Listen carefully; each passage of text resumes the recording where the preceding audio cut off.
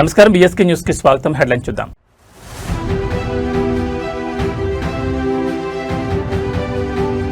Kuppam TDP బాధ్యతలపై CM Chandrababu సంచలన నిర్ణయం.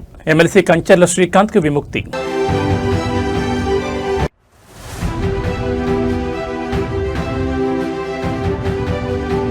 విద్యార్థులకు కేటీఆర్ ఆలోచనాత్మక సందేశం. ఒత్తిడిని జయించి సవాళ్లను తట్టుకుని నిలబడాలని పిలుపు.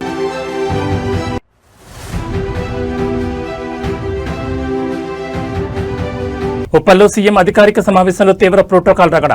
MLA Bandaru Lakshman Reddy mike mute.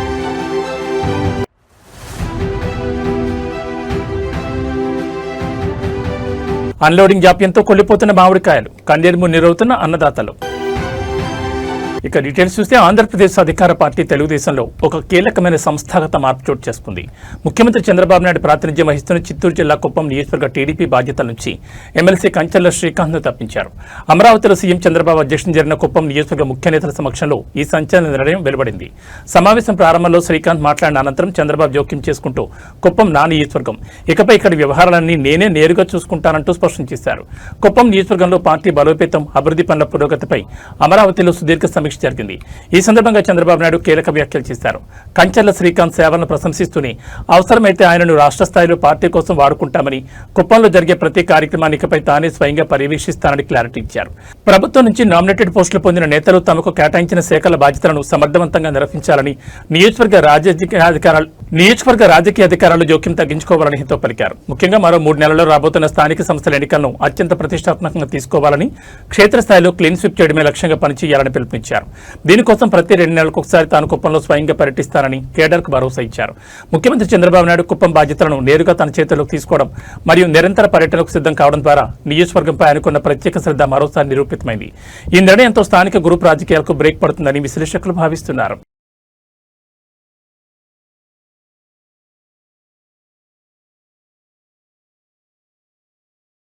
నేటి పోటీ ప్రపంచంలో సక్సెస్ సాధించాలనుకునే యువతకు, అలాగే పారిశ్రామికవేత్తలకు ఐటీ విద్యాశాఖ మంత్రి నారా లోకేష్ ఒక అద్భుతమైన సక్సెస్ మంత్రాన్ని అందించారు. జీవితంలో విజయానికి హార్డ్ వర్క్ అనే దానికి ఏది ప్రత్యామ్నాయం కాదని, అయితే అదే సమయంలో మారుతున్న కాలానికి అనుగుణంగా స్మార్ట్ వర్క్ చేయడం కూడా అంతే ముఖ్యమని ఆయన స్పష్టం చేశారు. దేశ ప్రధాని నరేంద్ర మోడీ, ఏపీ సీఎం చంద్రబాబు నాయుడు పనితీరును, వారి నిరంతర శ్రమను చూసే తాము ఈ లీడర్షిప్ క్వాలిటీస్ నేర్చుకున్నామని లోకేష్ పేర్కొన్నారు. రాష్ట్రంలో ఐటీ, ఎలక్ట్రానిక్స్ మరియు నూతన పరిశ్రమల స్థాపన లక్ష్యంగా అడుగులు వేస్తున్న మంత్రి లోకేష్ తన పనితీరు వెనుక ఉన్న స్ఫూర్తిని పంచుకున్నారు. నిరంతరం దేశం కోసం శ్రమించే ప్రధాని మోడీ హార్డ్ వర్క్, సాంకేతికతను, భవిష్యత్ విజన్ను అందిపుచ్చుకుని పాలన సాగించే చంద్రబాబు స్మార్ట్ వర్క్, ఈ రెండింటి కలయికి రాష్ట్రాన్ని ప్రగతి పదంలో నడిపిస్తుందన్నారు. కేవలం రాత్రింబవళ్లు కష్టపడమే కాకుండా ఫలితం వేగంగా వచ్చేలా ఆధునిక సాంకేతికతను జోడించి స్మార్ట్గా ఆలోచించడం ద్వారానే మెరుగైన ఫలితాలు వస్తాయని యువతకు దిశానిర్దేశం చేశారు. తాము కూడా అదే సిద్ధాంతాన్ని నమ్ముతూ ఏపీని పారిశ్రామికంగా నెంబర్ 1గా నిలిపేందుకు శ్రమిస్తున్నామని లోకేష్ స్పష్టం చేశారు. కేవలం రాజకీయాలకే పరిమితం కాకుండా దేశ, రాష్ట్ర అగ్రనేతల పనితీరును ఉదహరిస్తూ లోకేష్ చేసిన ఈ వ్యాఖ్యలు అటు పార్టీ కేడర్లోనూ, ఇటు ఐటీ రంగ యువతలోనూ సరికొత్త ఉత్సాహాన్ని నింపాయి. హార్డ్ వర్క్ తో పాటు స్మార్ట్ వర్క్ విధానాన్ని అవలంబిస్తేనే అనుకున్న లక్ష్యాలను సాధించగలమన్నది ఆయన సందేశం. I'll share my opinion. It's my personal opinion is that there is no substitution to hard work. That's my opinion, right? Yes, I agree we have to work smart, no second thoughts, but we have to work hard. Pradhan Mantri గారు పడుకోకుండా plane లో తిరుగుతా దేశం మొత్తం ఆయన నడిపించగలుగుతున్నప్పుడు ఆ 70 సంవత్సరాల వయసు, ఇంకో పక్కన బాబు గారు ఆ రోజు 18 గంటలు కష్టపడి ఆయన పడుకోకుండా మమ్మల్ని పడుకోనియరు. ఆయన అలాంటిది ఆయన చూసి మేము అందరం we work hard. So if you look at Krishna and all this delegation, almost 18 hours every day, morning నుంచి రాత్రి వరకు నో బ్రేక్. నేను నవ్వుతాను, స్కెడ్యూల్లో లంచ్ కూడా తీస్తారు తెలుసా. మా వాళ్ళు జనరల్ గా స్కెడ్యూల్ లంచ్ అని పెడతారు, జనరల్ గా లంచ్ కూడా చేయను, లంచ్ తీస్తారు. నేను అరే బాబు వాట్సాప్ బ్రేక్ పెట్టంటారు. నేను బికాస్ అందరికి అలవాటు చేశాను, నాకు వాట్సాప్ పెడితే ఐ కెన్ రిజాల్వ్ అని అలవాటు చేశాను. అసలు వాట్సాప్ బ్రేక్ పెట్టండి, బయో బ్రేక్ కూడా టైం అయిపోతే ఎట్లా నవ్వుతాను. దట్ అ పార్ట్ నేను I agree with you. Definitely the embassy is doing their bit. They are also working hard. They're trying to connect. As a state, we'll also create a mechanism. రాష్ట్రం పరంగా కూడా ఏంటంటే ఈ import export ఎట్లా చేయాలి, ఎట్లా చేస్తే బాగుంటుంది, ఇట్లా సెషన్స్ టైం టు టైం ఏర్పాటు చేసి ఎక్స్పోజర్ చేస్తే డెఫినెట్లీ బాగుంటుంది. I agree with you. ఆ మెకానిజం ఎలా చేయాలో I discuss it with my MSME minister and I will come back. చదువుల ఒత్తిడి, మారుతున్న పోటీ ప్రపంచంలో దిక్కుతోచని స్థితిలో పడిపోతున్న నేటి విద్యార్థి లోకానికి బీఆర్ఎస్ అగ్రనేత కేటీఆర్ ఒక ఆలోచనాత్మకమైన సందేశాన్నిచ్చారు. జీవితంలో ఎదురయ్యే సవాళ్లను ఎంతో జాగ్రత్తగా సమతుల్యతతో ఎదుర్కోవాలని ఆయన విద్యార్థులకు సూచించారు. మారుతున్న పరిస్థితులకు అనుగుణంగా మన ఆలోచన విధానాన్ని మార్చుకోకపోతే మనసులో నిరాశ, కోపం పెరిగిపోతాయని ఆయన హెచ్చరించారు. ప్రస్తుత విద్యా వ్యవస్థలోని కొన్ని లోపాల వల్ల పిల్లలు తీవ్ర ఇబ్బందులు పడడంపై ఒక తండ్రిగా తనకు కూడా అంతే కోపం ఉందని అంగీకరిస్తూనే పరిస్థితులకు అలవాటు పడడం నేర్చుకోవాలని పిలుపునిచ్చారు. పరీక్షల ఫలితాలు, విద్యా సంవత్సరం ప్రారంభం వంటి సమయాల్లో విద్యార్థులు తీవ్రమైన మానసిక ఒత్తిడి గురవుతున్న నేపథ్యంలో కేటీఆర్ కీలక వ్యాఖ్యలు చేశారు. వ్యవస్థలో ఉన్న లోపాలను ఎత్తిచూపుతూ పాలనాపరమైన లేదా సాంకేతిక లోపాల వల్ల విద్యార్థులు నష్టపోయినప్పుడు ఒక బాధ్యతాయుతమైన తండ్రిగా తన రక్తం కూడా మారుతుందని ఆయన భావోద్వేగానికి గురయ్యారు. అయితే కేవలం కోపంతోనూ నిరాశతోనూ సమస్యల పరిష్కారం కావని, మన నియంత్రణలో లేని బాహ్య పరిస్థితుల పట్ల ఎల్లప్పుడూ అప్రమత్తంగా ఉంటూ వాటిని తట్టుకుని నిలబడేలా మనల్ని మనం మలుచుకోవాలని సూచించారు. మారుతున్న కాలానికి అనుగుణంగా మైండ్ సెట్ని అప్డేట్ చేసుకోవడమే విజయానికి తొలిమెట్టని యువతకు దిశానిర్దేశం చేశారు. కేటీఆర్ కేవలం ఒక రాజకీయ నాయకుడిలా కాకుండా ఒక కుటుంబ పెద్దల, ఒక ఆత్మీయత తండ్రిలా విద్యార్థుల మానసిక స్థితిని అర్థం చేసుకుని మాట్లాడిన తీరుపై సామాజిక మాధ్యమాల్లో ప్రశంసలు వ్యక్తమవుతున్నాయి. ఒత్తిడిని అధిగమించి విద్యార్థులు ఎలా ముందుకు సాగాలో ఆయన అద్భుతంగా వివరించారు. Bottle up emotions inside, especially when you're restless, when you're feeling very anxious. Don't bottle up. లోపల పెట్టుకొని బయటికి చెప్పకుండా, ఎవరికి చెప్పకుండా బాధపడితే eventually that stress level is going to hit you. What I would say is talk to your friends about what anxiety you're going through. Talk to your parents, talk to your teachers, and if you have a counselor at school, please talk to them. Tell them what you're going through, because it's important for somebody to hear you out and for you to vent. So yes, like you said, you're 100% right. These are situations which are beyond your control. నీ చేతుల్లో లేదు. అప్పుడు ఏం చేయాలి? You have to adapt, you have to accept, and you have to evolve. No choice. So for you to turn that leaf, for you to actually be able to come there, you will need to be able to communicate, and you need to be able to figure out what is good for you. So other than that, I would simply say, as a politician, as somebody who is a lawmaker, what we have to do is something that is a bigger answer. But for youngsters, I would say seek counsel of your elders, so be it teachers or parents or even somebody at school that you trust, or even your friends. I think that's going to help you. Hello sir. But life will continue to test you like this, Harshita. We are in very initial stages. ఇంకా మీకు రాన్ ఇట్లాంటి టెస్ట్లు చాలా వస్తాయి. ఇది నేను అనేది neat లాంటి టెస్టులు కాదు. ఇట్లా life will give you challenging situations ఇచ్చినప్పుడు you have to have the ability to adapt. అంటే వాటికి అప్పుడున్న పరిస్థితికి మీరు అర్థం చేసుకొని దానికి తగ్గ విధంగా మన యాటిట్యూడ్ని, మన మెంటాలిటీని మార్చుకోకపోతే ఫ్రస్ట్రేట్ అయితే కోపం వస్తుంది. కోపం వస్తే మళ్ళీ అన్ఫార్చునేట్ కాన్సిక్వెన్సెస్ ఉంటాయి. కాబట్టి నేనేమంటానంటే, life throws bouncers or curve balls like this, we need to make sure to handle with equanimity. అంటే కొద్దిగా జాగ్రత్తగా, బ్యాలెన్స్డ్గా హ్యాండిల్ చేసే ఒక యాటిట్యూడ్ డెవలప్ చేసుకోవాలి. ఇది ఫస్ట్ది కాదు, ఇది లాస్ట్ది కూడా కాదు. మీకు చాలా వస్తాయి ఇట్లాంటి సందర్భాలు. But yes, I completely agree with you. I am angry. Not just you, but I am angry as a parent. I am angry as a parent of 2 children. That children have to go through this nonsense. So yes, absolutely. But these are situations which are beyond your control. Nee chetulo na chetulo ledu. But we have to adapt to the situation. So Uppal నియోజకవర్గంలో ముఖ్యమంత్రి అధికారిక సమావేశం సాక్షిగా తీవ్ర protocol వివాదం చెలరేగింది. ప్రభుత్వ అధికారిక కార్యక్రమాలు స్థానిక ప్రజాప్రతినిధుల గొంతు నొక్కే ప్రయత్నం జరుగుతుందంటూ సరికొత్త వివాదం తెరపైకొచ్చింది. ఉప్పల్లో జరిగిన సీఎం అధికారిక సమీక్షా సమావేశంలో స్థానిక బీఆర్ఎస్ ఎమ్మెల్యే బండా లక్ష్మణరెడ్డి మాట్లాడుతున్న సమయంలో ఆయన ప్రసంగం అంతా వాయిస్ మ్యూట్ అయిపోయింది. దీంతో సభలో ఉన్న బీఆర్ఎస్ క్యాడర్ మరియు స్థానిక నేతలు ఒక్కసారిగా షాకు గురయ్యారు. కావాలనే ప్రతిపక్ష ఎమ్మెల్యే గొంతు నొక్కేందుకు మైక్ కట్ చేశారని, ఆడియో లైన్ తీసేశారంటూ గులాబీ దళం తీవ్ర ఆగ్రహం వ్యక్తం చేస్తోంది. ఉప్పల్ పరిధిలోని పలు అభివృద్ధి పనుల సమీక్ష మరియు శంకుస్థాపన నిమిత్తం ముఖ్యమంత్రి అధికారిక సమావేశాన్ని ఏర్పాటు చేశారు. స్థానిక శాసనసభ్యుడిగా ప్రోటోకాల్ ప్రకారం వేదికపై ఉన్న బీఆర్ఎస్ ఎమ్మెల్యే బండా లక్ష్మణరెడ్డికి మాట్లాడే అవకాశం ఇచ్చారు. అయితే ఆయన మైక్ అందుకుని ఉప్పల్ నియోజకవర్గంలోని ప్రజా సమస్యలు, పెండింగ్ నిధులు మరియు స్థానిక ఇబ్బందులను ముఖ్యమంత్రి దృష్టికి తీసుకెళ్లేందుకు ప్రసంగం ప్రారంభించారు. కానీ ఆయన మాట్లాడుతున్న సమయం అంతా లైవ్ బ్రాడ్కాస్ట్ మరియు సభలోని స్పీకర్లలో వాయిస్ పూర్తిగా మ్యూట్ అయిపోయింది. లక్ష్మణరెడ్డి కేవలం సైకిల్ చేస్తూ మాట్లాడుతున్నట్లు కనిపించారే తప్ప ఆయన ఏం మాట్లాడారనేది ఎవరికీ వినపడలేదు. ఇది తీవ్రమైన ప్రోటోకాల్ ఉల్లంఘనని, స్థానిక ఎమ్మెల్యేని అవమానించడమేనని బీఆర్ఎస్ నేతలు సభా ప్రాంగణంలోనే ఆందోళన దిగారు.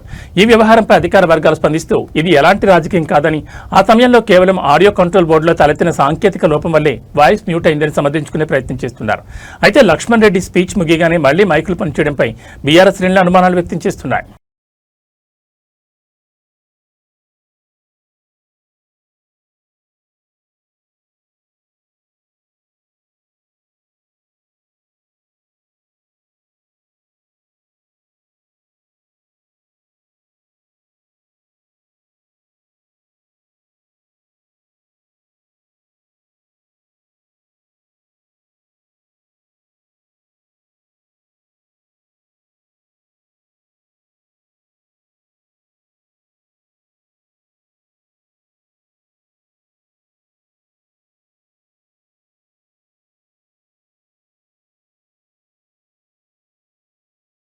చిత్తూరు జిల్లా గంగాధర నెల్లూరు మండల కేంద్రంలో మామిడి సాగుదారులు ఎదుర్కొంటున్న కష్టాలు ఇప్పుడు తీవ్ర రూపం దాల్చాయి.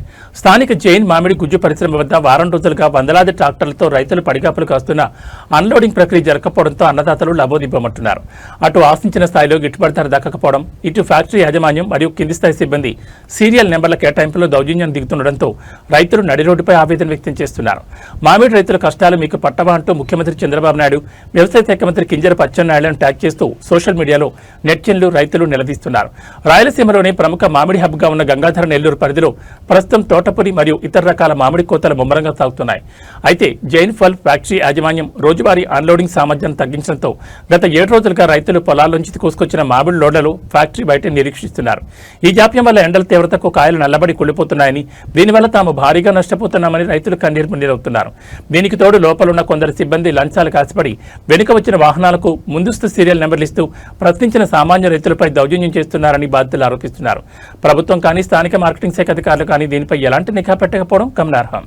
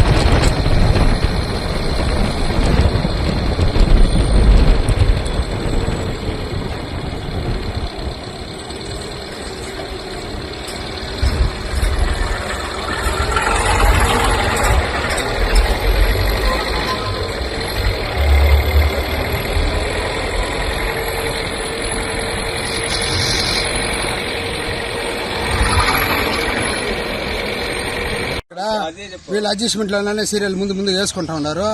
చేసేది వాళ్ళు దింపేసి ఇప్పుడు పోతా ఉన్నారు 2 బండ్లు పరిగెత్తుండే మనకు ముందే దిగుతారు. రేపు మేము ఇక్కడ 4 రోజులుగా వెయిటింగ్ చేస్తున్నాం. ఎవరు చేస్తాండి ఇదంతా? అదంతా ఏడో సెక్యూరిటీ వాళ్ళ ఫోన్లు వస్తాయి, వాళ్ళు జరుగుతుండే ఆఫీసర్లు అందరూ జరుగుతుండే.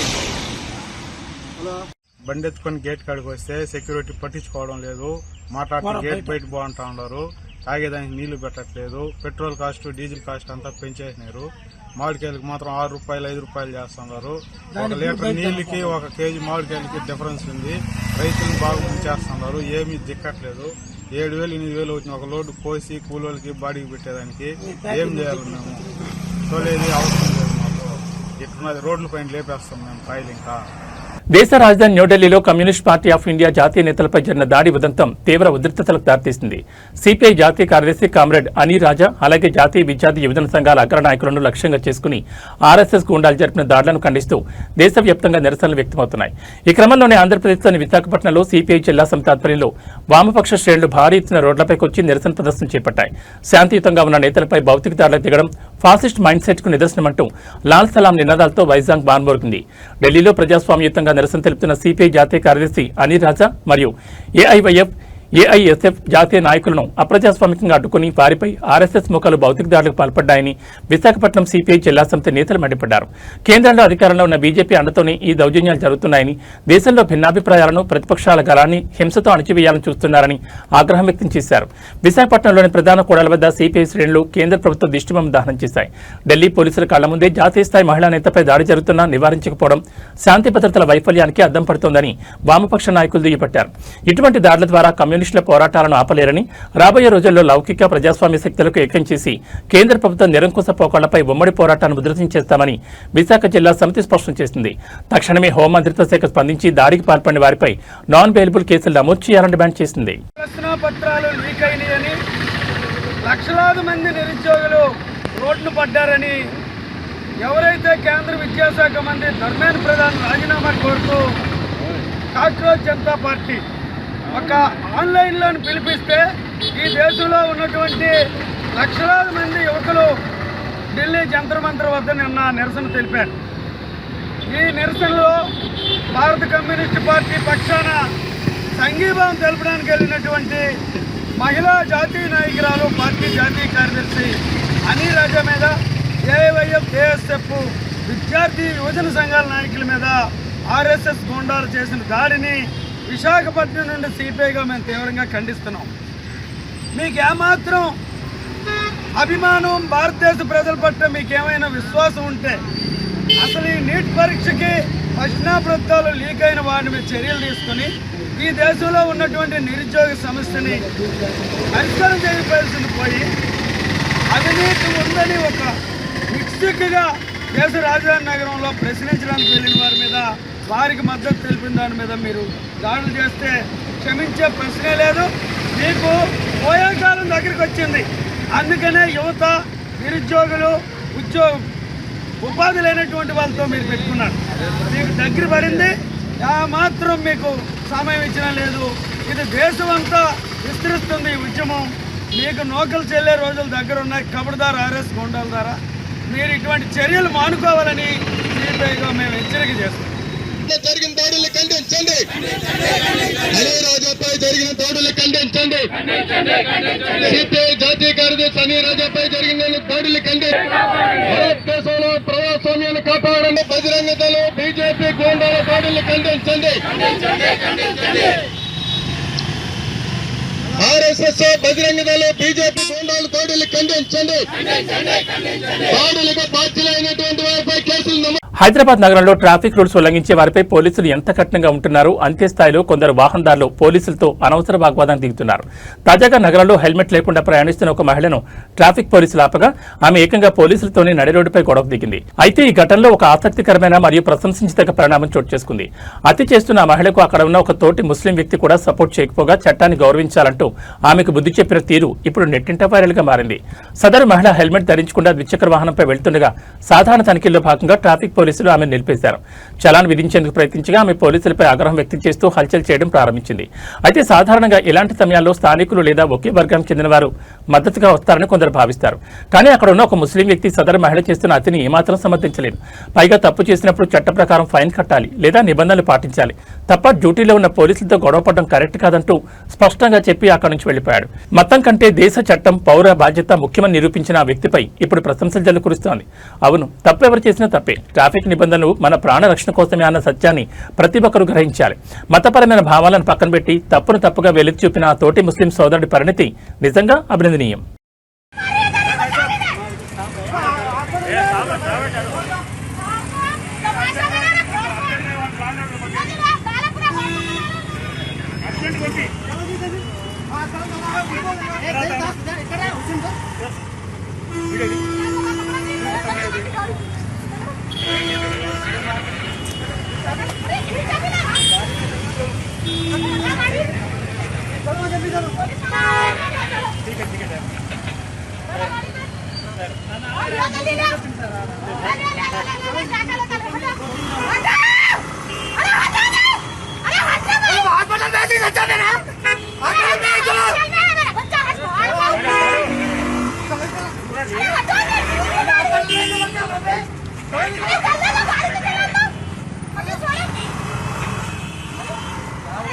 अरे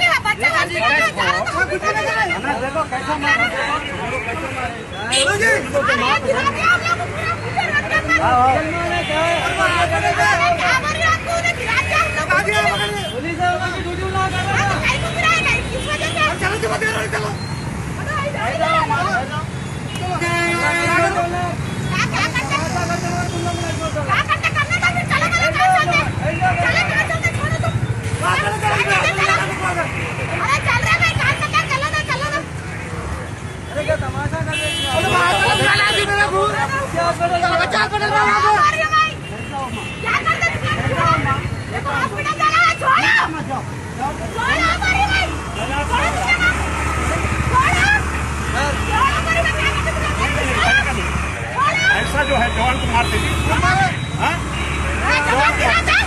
मारे मारे मारे बहुत मारे वो औरत रह के चलो बाबू चलो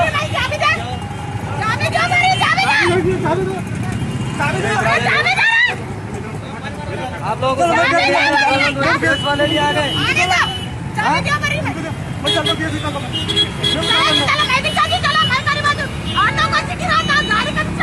హైదరాబాద్ నెహ్రూ జులాజికల్ పార్క్ ఈ రోజు సరికొత్త రికార్డు నమోదు చేసింది. సెలవుదినం కావడంతో భాగ్యనగర వాసులతో పాటు పర్యాటకులు భారీ సంఖ్యలో జూ పార్క్ పోటెత్తారు. ఈ రోజు ఒక్కరోజు రికార్డు స్థాయిలో ఏకంగా 24,210 మంది సందర్శకులు జూను సందర్శించినట్లు అధికారులు వెల్లడించారు. ఈ ఏడాది సెలవు రోజుల్లో జూకు వస్తున్న పర్యాటకుల సంఖ్య విపరీతంగా పెరుగుతుండటంతో క్యూ లైన్లలో ఇబ్బందులు కలగకుండా అధికారులు ముందస్తుగా అదనపు బుకింగ్ కౌంటర్లు తెరిచి ప్రత్యేక ఏర్పాట్లు చేశారు. దేశంలోనే అతిపెద్ద జూ పార్కులో ఒకటిగా పేరుగాంచిన హైదరాబాద్ జూ పార్క్ 380 ఎకరాల సువిశాల విస్తీర్ణంలో విస్తరించింది. ప్రస్తుతం ఇక్కడ సుమారు 195 జాతులకు చెందిన వన్యప్రాణులు, పక్షులు, సరీసృపాలు సందర్శకులను ఆకట్టుకుంటున్నాయి. ఈ ఏడాది హాలిడేస్ లో రద్దీ ఊహించని రేంజ్లో పెరుగుతుండడానికి గమనించిన జూ యాజమాన్యం ముందస్తు వ్యూహంతో వ్యవహరించింది. టికెట్ల కోసం పర్యాటకులు గంటల తరబడి వేచి ఉండకుండా ఉండేందుకు అదనపు బుకింగ్ కౌంటర్లను అందుబాటులోకి తెచ్చింది. అంతేకాకుండా జూ లోపల ఎలాంటి అవాంఛనీయ సంఘటనలు జరగకుండా ప్లాస్టిక్ నియంత్రణ మరియు భద్రతను పర్యవేక్షించేందుకు అదనపు సిబ్బందిని, అధికారులను క్షేత్రస్థాయి విధుల్లో ఉంచడం గమనార్హం. భారీగా తరలివచ్చిన పర్యాటకులతో జూ పరిసర ప్రాంతాలు ఎంతో కోలాహలంగా మారాయి. పర్యాటకులు వీలైనంత వరకు ఆన్లైన్ టికెట్ బుకింగ్ సదుపాయాన్ని కూడా వినియోగించుకోవాలని, తద్వారా క్యూ లైన్ల ఇబ్బంది మరింత తగ్గుతుందని అధికారులు సూచిస్తున్నారు.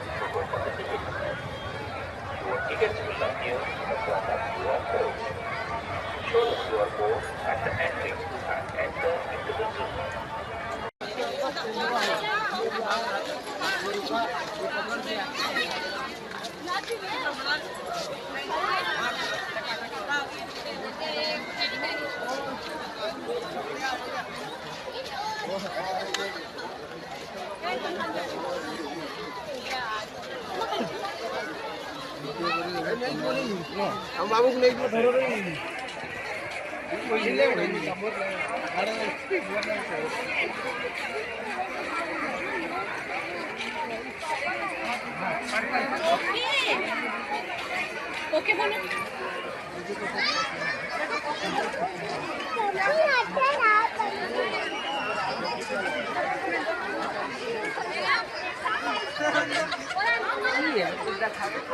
Tollywood mega power star Ram Charan box office విధ్వంసం సృష్టిస్తున్నారు. ఆయన లీడ్ రోల్ లో వచ్చిన latest movie action entertainer Peddi ప్రపంచవ్యాప్తంగా థియేటర్లో కలెక్షన్ సునామీ కురిపిస్తోంది. విడుదలైన కేవలం 4 రోజుల్లోనే ఈ చిత్రం రికార్డు స్థాయి వసూళ్లను సాధించి 300 కోట్ల క్లబ్కు చేరువైంది. నిన్న ఆదివారం కావడంతో థియేటర్లన్నీ హౌస్ఫుల్ బోర్డులతో కలకల్లాడాయి. పెద్ది చిత్రం బాక్సాఫీస్ వద్ద తిరుగులేని సత్తా చాటుతోంది. మూవీ టీం అధికారికంగా ప్రకటించిన వివరాల ప్రకారం ఈ చిత్రం గత 4 రోజుల్లో ప్రపంచవ్యాప్తంగా ఏకంగా 292.5 కోట్లకు పైగా గ్రాస్ వసూళ్లను రాబట్టింది. ముఖ్యంగా నిన్న ఒక్కరోజే 55.8 కోట్లు సాధించి ట్రేడ్ వర్గాలు సైతం ఆశ్చర్యపరిచింది. వీక్ డే అయిన ఈ రోజు సోమవారం బుకింగ్స్ కూడా భారీగా ఉండడంతో ఈ రోజు సాయంత్రానికల్లా ఈ చిత్రం సులువుగా 300 కోట్ల మార్కును దాటనుంది. కేవలం సౌత్ లోనే కాకుండా ఓవర్సీస్ లోనూ రామ్ చరణ్ హవా గట్టిగా నడుస్తోంది. ముఖ్యంగా నార్త్ అమెరికా మార్కెట్లో ఇప్పటి వరకు ఈ సినిమా $2.9 మిలియన్ పైగా వసూలు చేసి $3 మిలియన్ మార్కుకు చేరువలో ఉంది.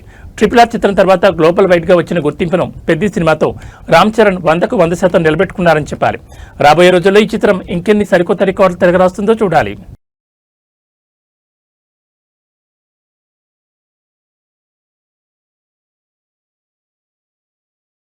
పసిడి ప్రేమికులకు బులియన్ మార్కెట్ తీపి కబురు అందించింది. గత కొన్ని రోజులుగా రికార్డ్ రన్తో ఆకాశం తాకిన బంగారం ధరలు ఇప్పుడు క్రమంగా దిగివస్తున్నాయి. హైదరాబాద్ బులియన్ మార్కెట్లో ఇవాళ బంగారం ధరలు భారీగా పతనమయ్యాయి. అంతర్జాతీయంగా మారుతున్న ఆర్థిక సమీకరణాల నేపథ్యంలో 24 క్యారెట్ల స్వచ్ఛమైన బంగారం ధర ఇవాళ ఏకంగా 1,040 రూపాయలు తగ్గి తులానికి 1,51,690 మార్కు చేరింది. కేవలం 5 రోజుల్లోనే దాదాపు 8,000 రూపాయల మేర ధరలు క్షీణించడం విశేషం. హైదరాబాద్ మార్కెట్లో ఇవాళ 24 క్యారెట్ల 10 గ్రాముల పసిడి ధర 1,040 రూపాయలు పతనమై 1,51,690 వద్ద ట్రేడ్ అవుతోంది. కాగా గత 5 రోజుల్లోనే మొత్తం 7,950 రూపాయల మేర ధరలు తగ్గడం మార్కెట్లో హాట్ టాపిక్ గా మారింది. అటు సాధారణ వినియోగదారులు ఎక్కువగా కొనుగోలు చేసే 22 క్యారెట్ల 10 గ్రాముల ఆభరణాల బంగారం ధర కూడా ఇవాళ 950 రూపాయలు క్షీణించి 1,39,050 రూపాయలు పలుకుతోంది. మరోవైపు పసిడి ధరలోనే వెండి కూడా అడుగులు వేస్తోంది. ప్రస్తుతం మార్కెట్లో కేజీ సిల్వర్ రేటు 2,70,000 వద్ద స్థిరంగా కొనసాగుతోంది. అయితే తెలుగు రాష్ట్రాల్లోని వివిధ నగరాలు స్థానిక జ్యువెలరీ మార్కెట్లను బట్టి మేకింగ్ ఛార్జీలు ట్యాక్సుల రూపంలో ఈ ధరల్లో స్వల్ప తేడాలు ఉండొచ్చని బులియన్ నిపుణులు చెబుతున్నారు. పెళ్లిళ్లు ఇతర శుభకార్యాల సీజన్ నడుస్తున్న తరుణంలో బంగారం ధరలు ఈ స్థాయిలో తగ్గడం మధ్యతరగతి వినియోగదారులకు పెద్ద ఊరటని చెప్పాలి. రాబోయే రోజుల్లో అంతర్జాతీయ మార్కెట్లలో ఒడిదుడుకులు ఇలాగే కొనసాగితే పసిడి ధరలు మరింత తగ్గే అవకాశం ఉందని మార్కెట్ వర్గాలు అంచనా వేస్తున్నాయి.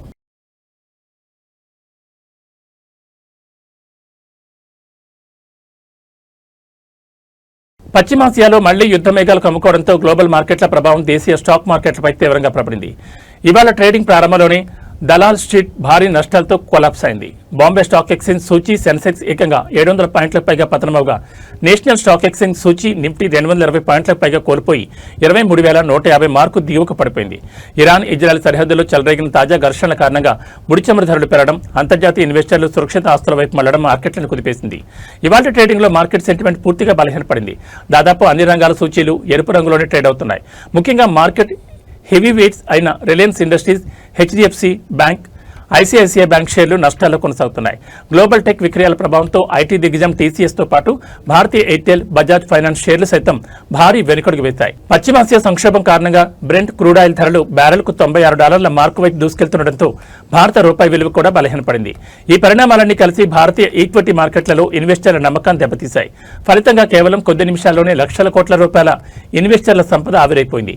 ప్రస్తుత అంతర్జాతీయ భౌగోళిక రాజకీయ ఉద్రిక్తతల నేపథ్యంలో మార్కెట్లలో మరికొన్ని రోజులు ఇటువంటి తీవ్ర ఒడిదుడుకులు కొనసాగే అవకాశం ఉందని మార్కెట్ నిపుణులు విశ్లేషిస్తున్నారు.